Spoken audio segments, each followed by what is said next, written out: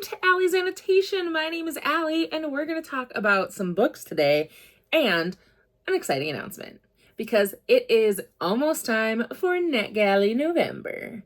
I am so excited to be a host for Netgalley November because I got into readathons this summer. I met some amazing people, Nicole, Koda, Vanessa, and then several of my awesome co-hosts, and I loved participating in readathons. So when they asked me to be a host for this one, I'm so thrilled. In case you are not familiar, readathons in general are basically a way to structure your reading a little bit. So whether you want help deciding what to read through prompts, or whether you want to, compete with your reading, readathons are a great way to do that. And number two, they're a great way to create more community around your reading. So I have really loved talking with people in the Discord and just honestly engaging in conversation about books in a way that feels more natural, more authentic, and really just combining the reading that I'm doing with a lot of the social activities that I'm doing. So I've loved them and I'm so excited. Netgalley November itself is a readathon that is not competitive. So if you've seen me posting about previous readathons where you're earning points or trying to compete on a team and beat other teams, this one is so much more chill. And ultimately, you are either doing a dice rolling TBR game, spinning a wheel, or following along with a game board to get prompts for what you should be reading. And so it's really up to you how fast, how slow you move. And the goal overall is to work on ARCs. ARC stands for Advanced Reader Copy or Advanced Review Copy. It can be either. And Netgalley is a platform that can be used to get ARCs of books. And so, just in case you're not familiar, I will be posting a video next week on Netgalley and just kind of an intro on how to use it, what it is, etc. But the goal is really to work on your ARCs and get those read. So I need to do that. I will be participating as a host both by sprinting. You can come and find me on my first ever reading sprints over the next month, and by doing the dice board TBR game. I have already adjusted. I was going to say I cheated a little bit.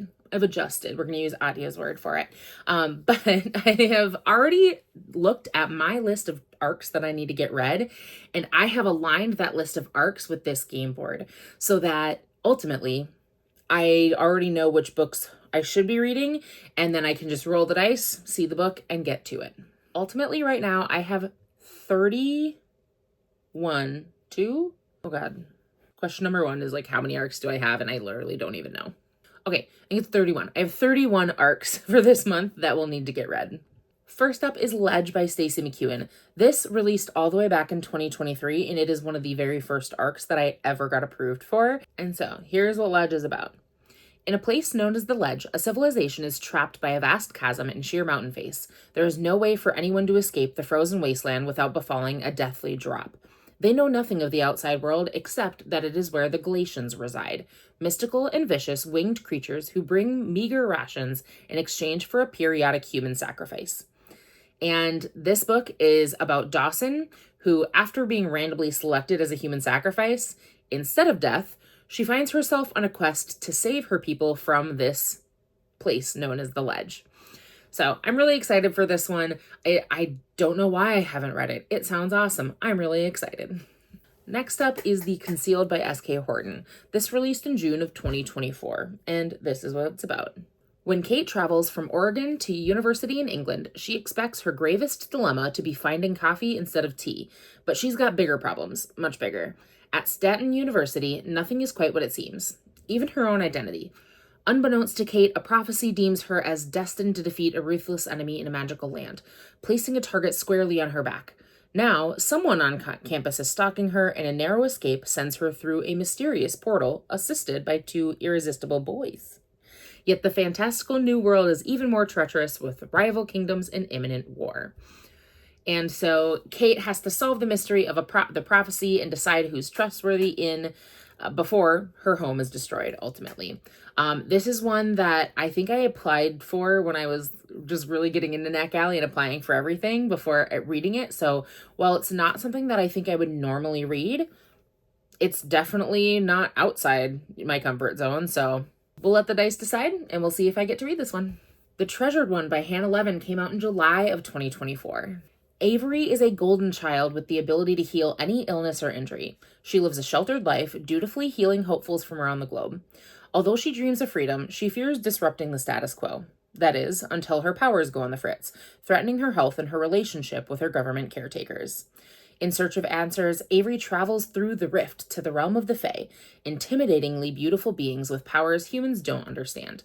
Their prince Riel has motivations of his own when he agrees to teach her about her rare magic, but as they work together, the two are drawn to each other. Oh ho ho. So this one is another one that I applied for because I just was like, oh, I would probably like this. Let's try it. And it was likened to The Cruel Prince. I'm in. That's all you needed to say. Next up is When Shadows Grow Tall by Marissa Voss. This is a debut author that this one came out in August of 2024, and Treasured One was actually a debut as well. But this one, I really don't know why I haven't read, because it does look like something that I would love. In the Grasp, a realm on the threshold of enlightenment, the Dactyli guard the fading embers of their ancient brotherhood, dedicated to the pursuit of absolute truth. Lovelace and Gunnar, two of the Order's last rangers, find themselves on the precipice of a changing world. When the Order faces a fatal threat from within, Lovelace and Gunnar embark on a dangerous ranging where they discover more than the welfare of the Order is at stake. A rogue Dactyli named Aliv amasses an army of those he calls the Burned Ones, mercenaries wielding elemental forces. Lovelace and Gunnar are forced to grapple with unimaginable implications. Meanwhile, the Grasp languishes under the oppressive rule of Osbert. What a name. Who exploits the recent advent of the printing press to smoor the fires of budding enlightenment. A young woman named Kylene undertakes a journey to find her missing father, a prominent printer wanted for sedition. Her path leads her to the Capnobatai, a mysterious group of outcasts with whom Kylene takes up refuge in the mantle of her father's fight for freedom. It's kind of like an ensemble fantasy that has different storylines happening at the same time, all taking place within this realm that's right on the cusp of enlightenment. So there's ancient orders that are dying out, there's new magic coming to light, and there's oppressive empires that are right on the brink of falling. And so sounds like it's going to have all of these things woven together in one cohesive story. So this looks like something I'm going to love. My last overdue book from 2024 is A Bastard's Birthright by J.E. Payne. This came out in October of 2024, so we're only a year old now. Hey.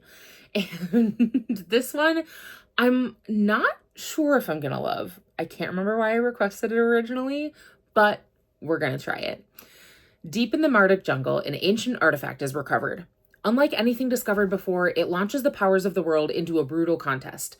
Fleets set sail, mages plot, and assassins strike from the shadows, all seeking to control the most powerful artifact ever created. Whoever succeeds will have the power to either control the world or destroy it. And then there's Kelrys and Jasmine. Kelrys Tellerson, Royal Kalandorian Marine and Bastard, is living his best life, sailing the high seas, fighting and drinking to his heart's content with his best friend and his squad. He can't imagine it getting any better than this. Jasmine Fastra, apprentice mage with ambitions of fame and fortune, is finally on track for her dreams to come true. Her experiments are making headway, and her long-sought adept's robes are within reach, provided she can keep her temper somewhat in check. Their lives take a turn when they're thrown into the struggle over this artifact. And so this seems like it's going to be a little unlikely pairing, and, you know, I can't quite tell what the main conflict is going to be, so we'll see. It is also very long, 500 pages, so we will find out if the dice will have me try this. We are into 2025 books with The God's Time Forgot by Kelsey Sheridan Gonzalez. This one launched in April of this year. This looks so good. I don't know why I haven't read this yet. I think for some reason, this cover does not draw me in, so when I've reached for books in the past, I just haven't, I don't know. I have no idea, but it looks like it's gonna slap. Little like main blurb is Irish mythology collides with Gilded Age New York in this sweeping debut enemies to lovers historical romantasy, perfect for fans of Outlander and A Fate Inked in Blood. Okay. In Manhattan in 1870, Rua knows only two things, her name and that she has no memories. So when the wealthy Harrington family mistakes Rua for their missing daughter, Emma, Rua goes along with the charade, hoping for answers about who she really is.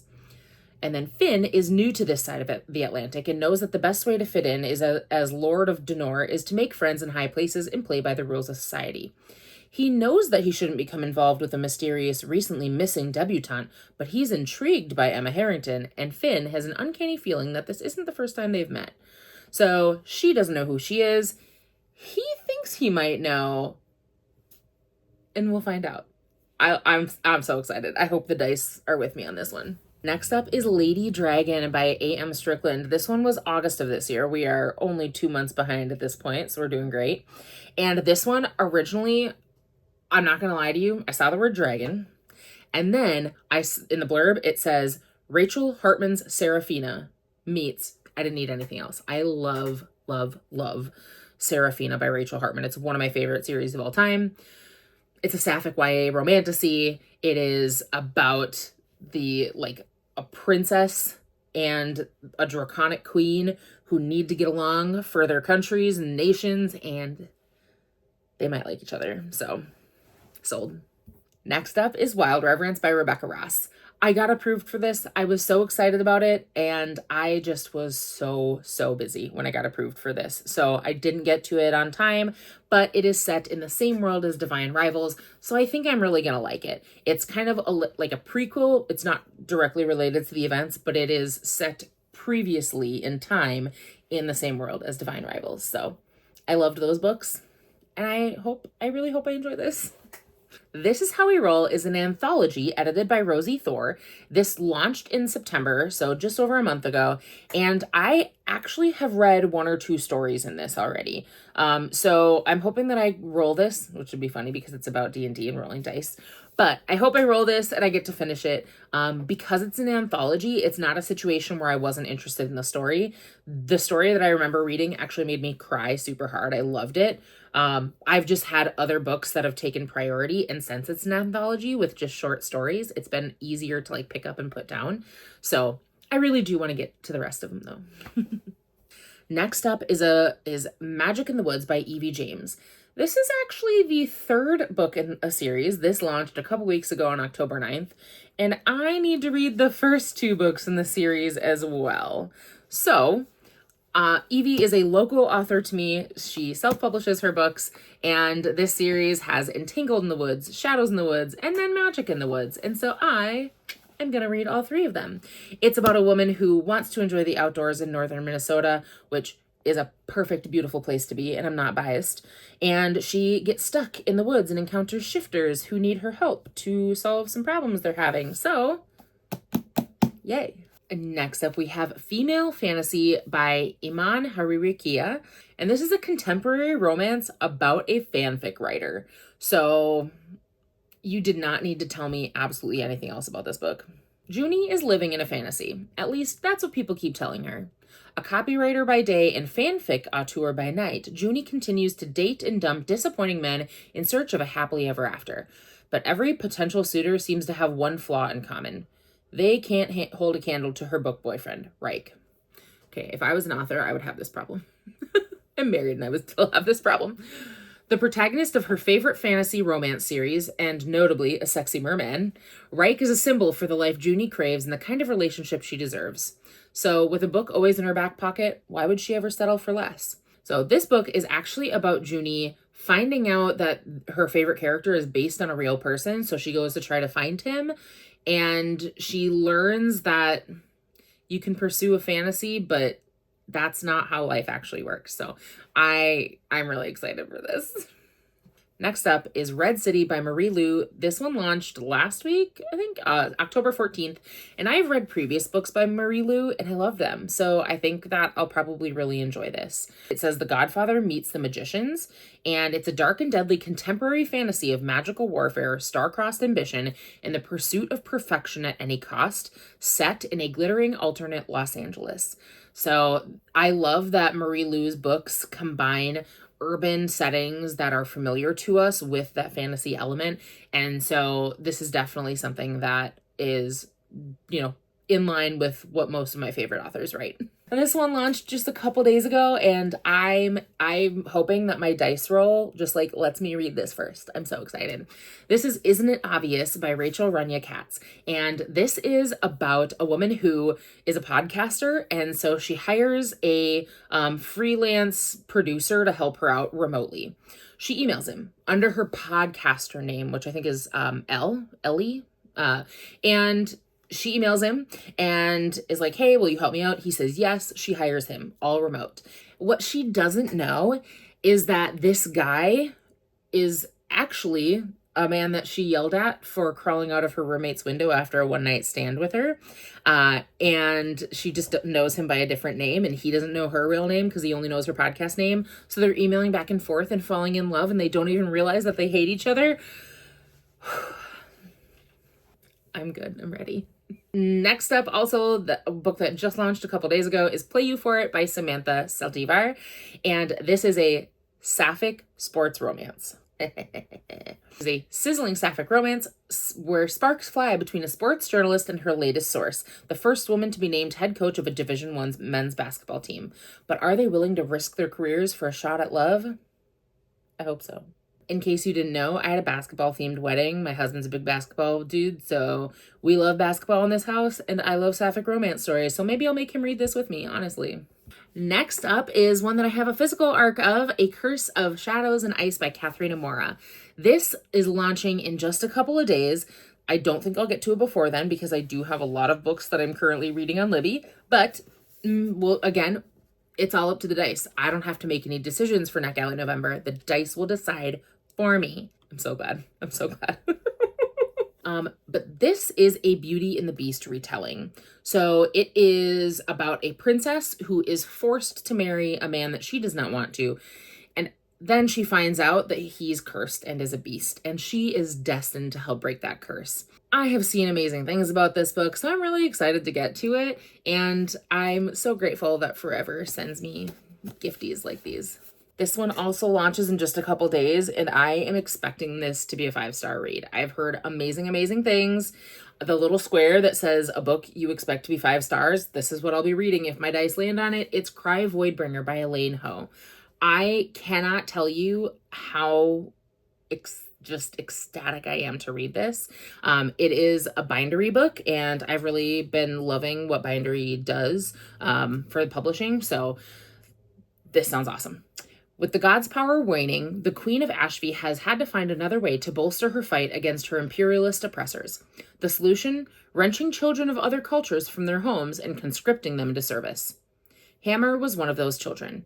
Now she's a jaded soldier waging Ashby's perpetual war, thinking only of her own survival. But when she accidentally rescues Viridian, a child with rare and potentially devastating powers, her priorities shift.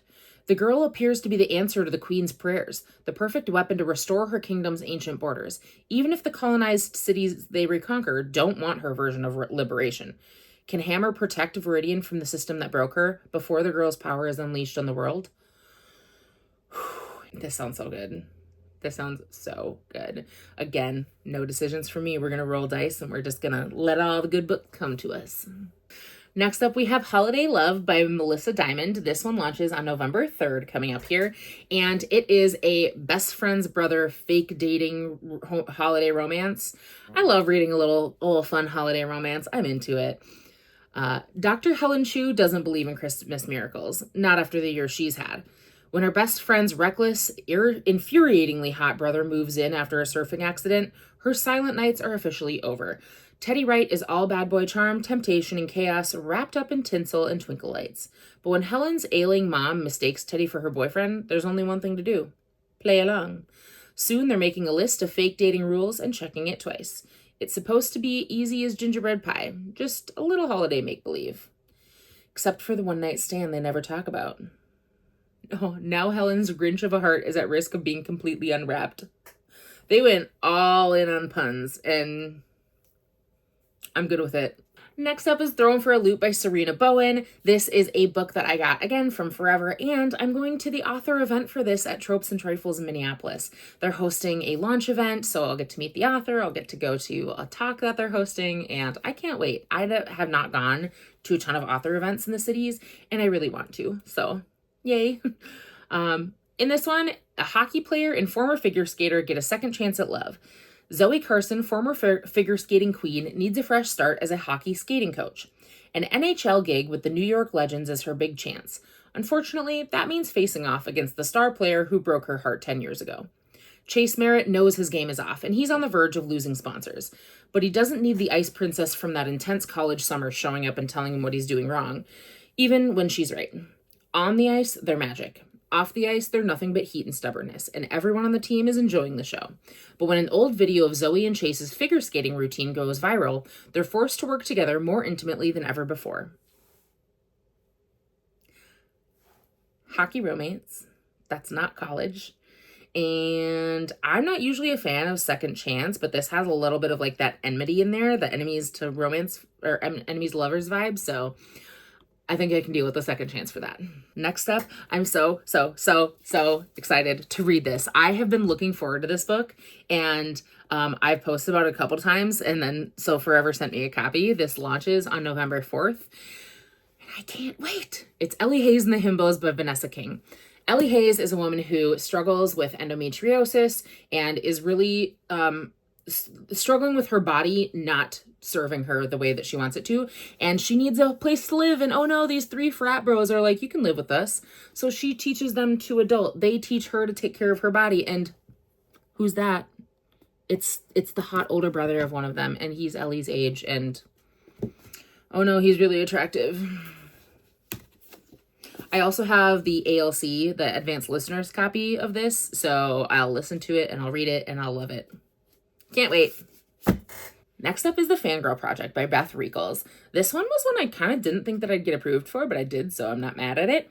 And it features Saris, who has a huge crush on this boy. And she really wants to get out of the friend zone. And he is obsessed with a fantasy series.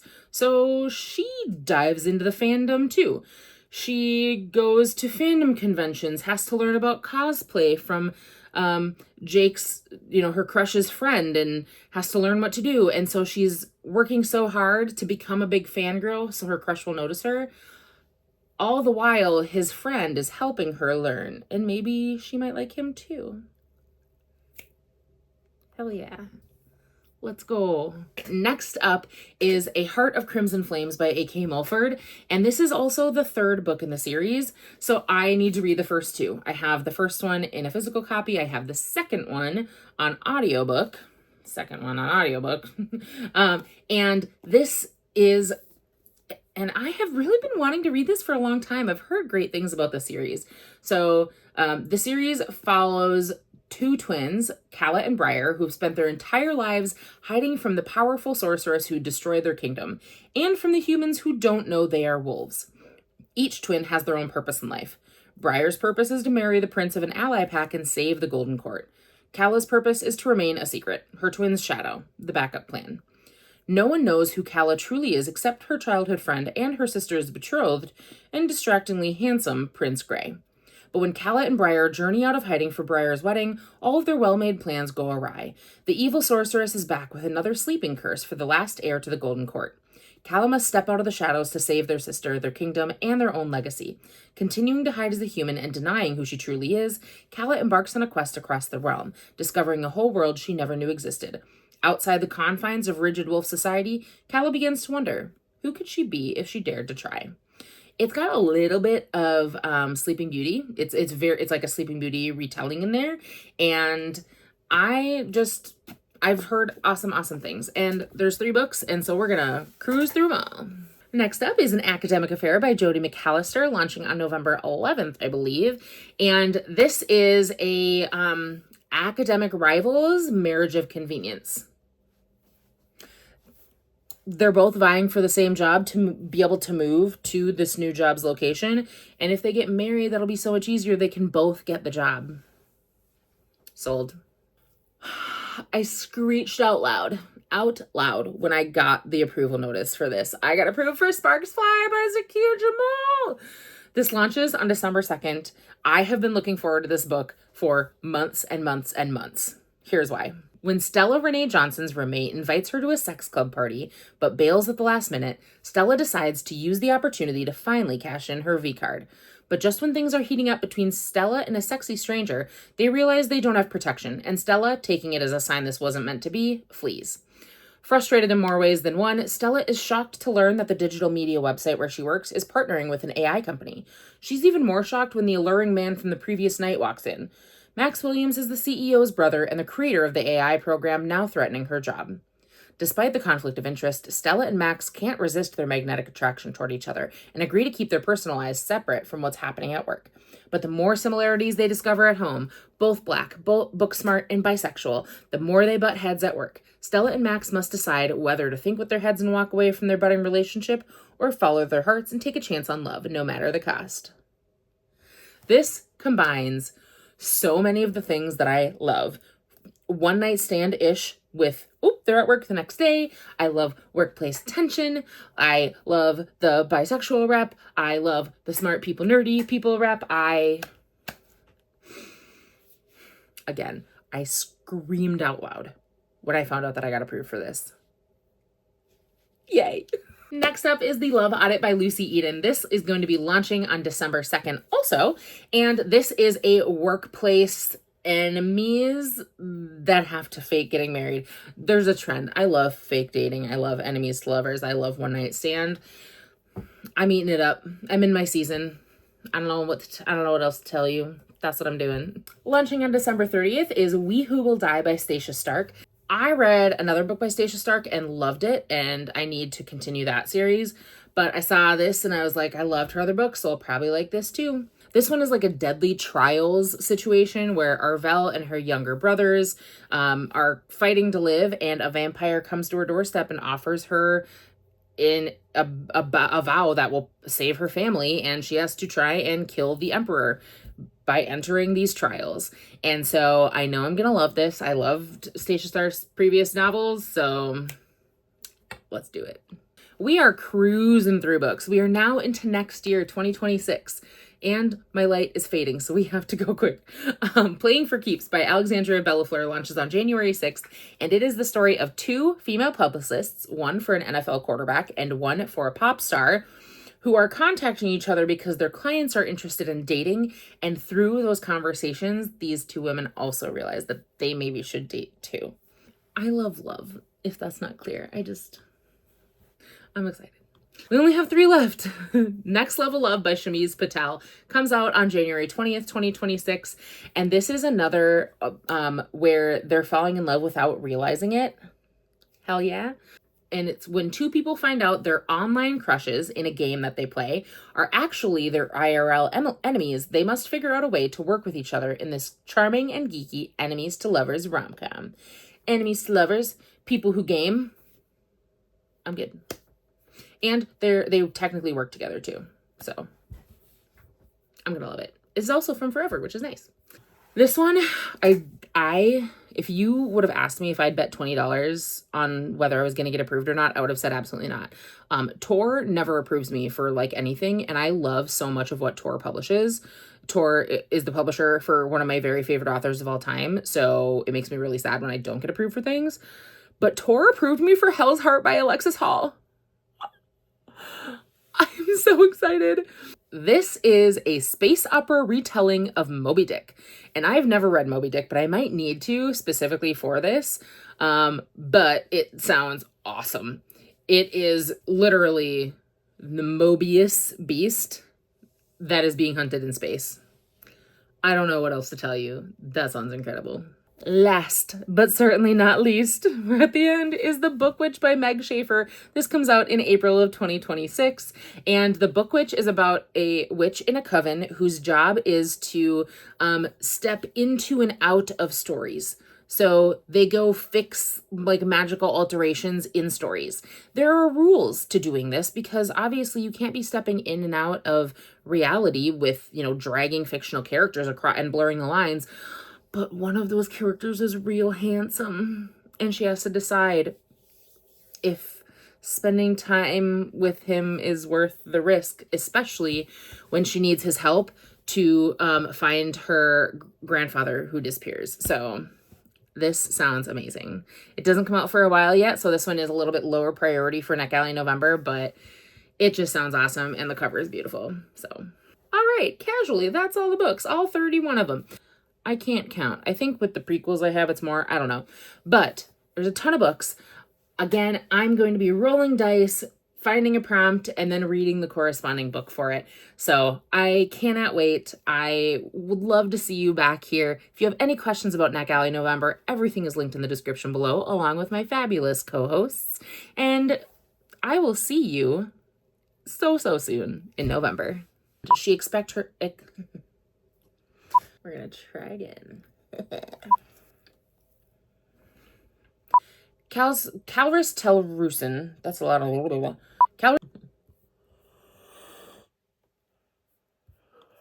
In the grasp, a realm on the threshold of enlightenment. Let's try that again. Anytime I talk too much, I get very, very yawny. I talk so much. Wrap it up. I'll take it.